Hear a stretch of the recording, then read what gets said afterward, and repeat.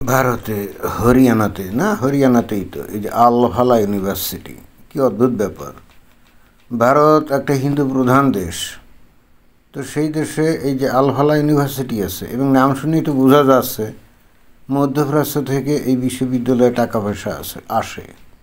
এবং খুবই ইন্টারেস্টিং ব্যাপার হচ্ছে এখানে যে মেডিকেল সায়েন্স ফ্যাকাল্টি আছে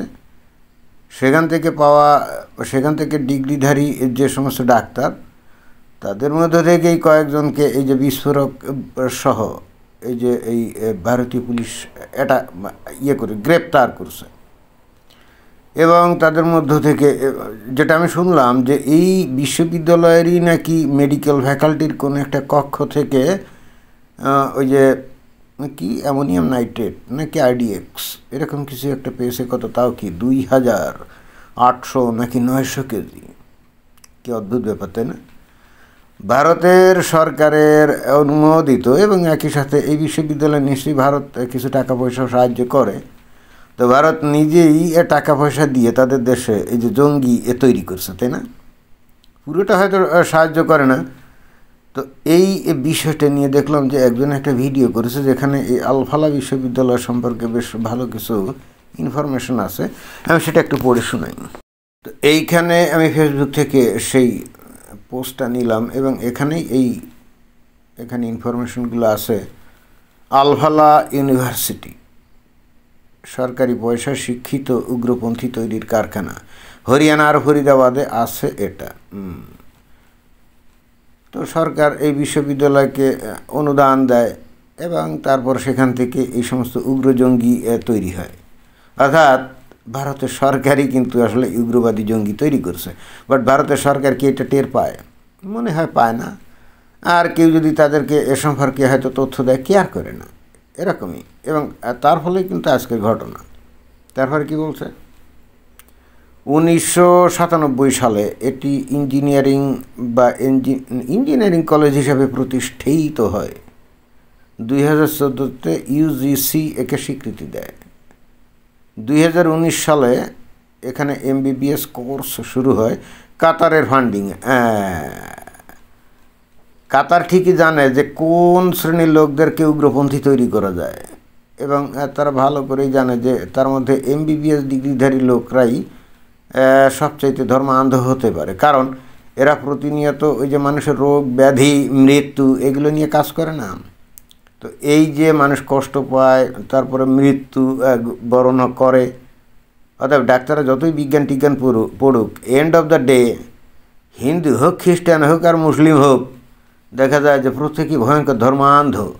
যদিও তারা মেডিকেল সায়েন্স পড়তে গিয়ে তারা ওখানে দেখে যে ওই যে বিবর্তন, ইভলিউশন, জীববিজ্ঞানের এটা একটা বিশাল সাবজেক্ট। এবং নট অনলি দ্যাট, তারা নিজেরাও জানে যে ব্যাকটেরিয়া অথবা ভাইরাস এইগুলো যে নিত্য নতুন পরিবর্তিত হয় এবং অ্যান্টিবায়োটিক ওষুধের যে মানে আজ এক ধরনের অ্যান্টিবায়োটিকে কাজ হচ্ছে হয়তো, কিন্তু দেখা যাবে যে 5 বছর পরে আর এটা হয় না, এই কাজ হয় না।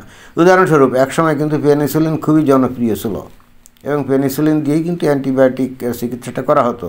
That means penicillin itself an antibiotic medicine, right? কিন্তু এখনকার যুগে এই পেনিসিলিন দিয়ে কিন্তু কাম হয় না। এখন আরও কত শক্তিশালী অ্যান্টিবায়োটিক তৈরি হয়েছে। কেন?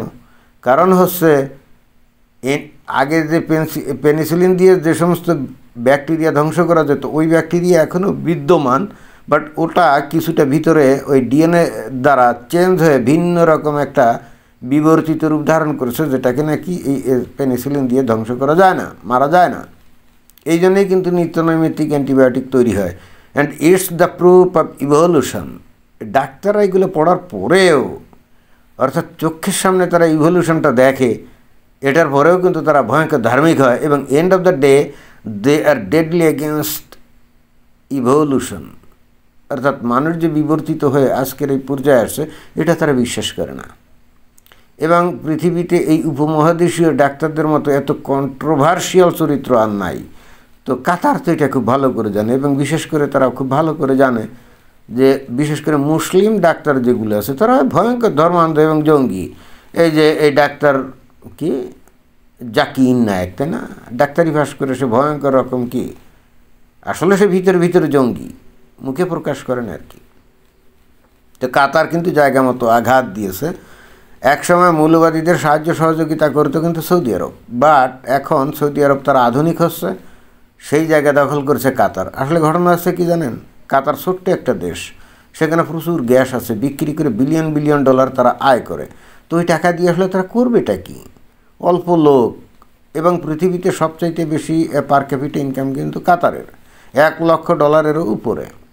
তো কাতারের যে আমির আছে, তাই না, খেয়ে দেয় তো কাম নয়, যে সুখে থাকলে ভূতে কিলায়, আর টাকা পয়সা বহুত আছে, করবেটা কি?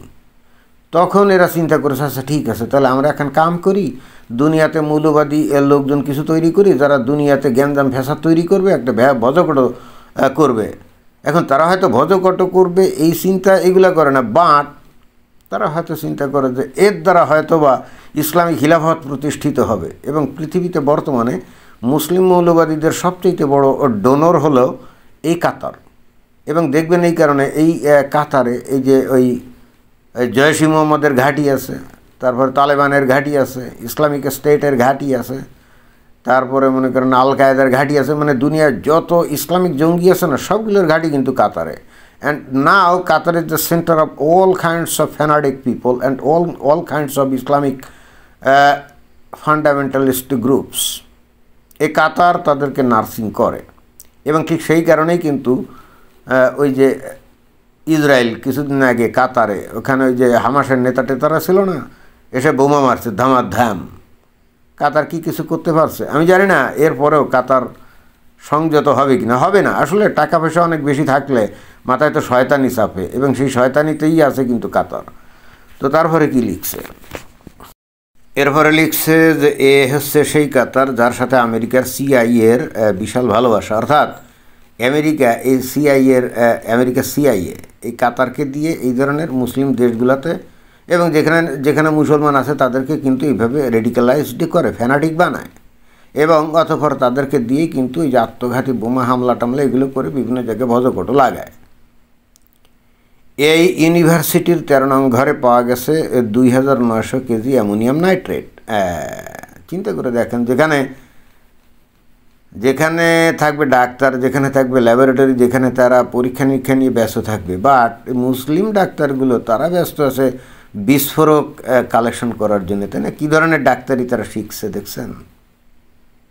আসলে 26/11 এর মতো বিশাল কিছু করার ইচ্ছে ছিল জৈশ মোহাম্মদের। 26/11 অর্থাৎ এটা কি বলছে, দিল্লি ওই 13 জনের মৃত্যু হয়তো ভারতকে বিশাল অঘটনের হাত থেকে বাঁচিয়ে দিয়ে গেল। অর্থাৎ বলতে চাচ্ছে যে ওই গাড়ি বোমা বিস্ফোরিত হয়েছে না এই যে লাল কেল্লার সামনে, তো এখানে 12-13 জন তো মারা গেছে।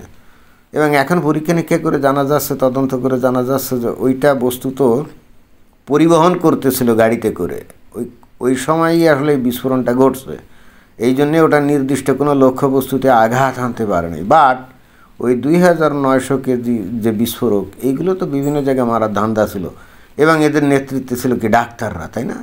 কি অদ্ভুত ব্যাপার, যে ডাক্তাররা মানুষকে বাঁচানোর জন্যে ব্রত নিয়েছে এবং লেখাপড়া করছে এবং শপথ নিয়েছে, তারা কিন্তু মানুষ মারার জন্যে তারা মানে ভয়ঙ্কর রকমভাবে তারা ডেডিকেটেড, সুযোগ পায় নাই। এখন আমার প্রশ্ন হচ্ছে যে এইগুলো দেখার পর ভারতে অতঃপর এই মুসলমান ডাক্তারদেরকে যদি হিন্দুরা বয়কট করে, করতে তো পারে, কারণ তার তো বিশ্বাস নেই। এই সমস্ত মুসলিম ডাক্তাররা কি হিন্দুদের চিকিৎসার নামে যে কোনো রকম উল্টাপাল্টা চিকিৎসা করে তাদের জীবন যে সংশয় ঘটাবে না, তার কি কোনো গ্যারান্টি আছে বলে? এরকম তো হতেই পারে। হিন্দুরা তো এই মুসলিম ডাক্তারদেরকে বর্জন করতেই পারে। এখন মুসলিম ডাক্তাররা যদি বলে যে ওই 2-4 জন ডাক্তার এই কাজ করছে বলে কি সব মুসলমান ডাক্তার এরকম নাকি, ভালো কথা। তো ভারতের ডাক্তার সম্প্রদায় যারা নাকি মুসলমান, তারা কি এটার এগেনস্টে কোনো প্রতিবাদ করছে? করেনি।